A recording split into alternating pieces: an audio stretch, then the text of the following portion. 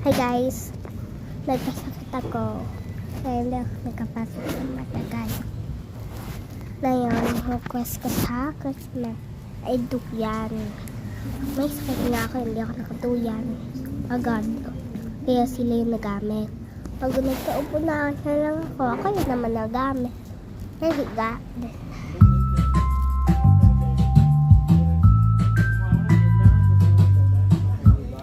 Bakit nagduduyan?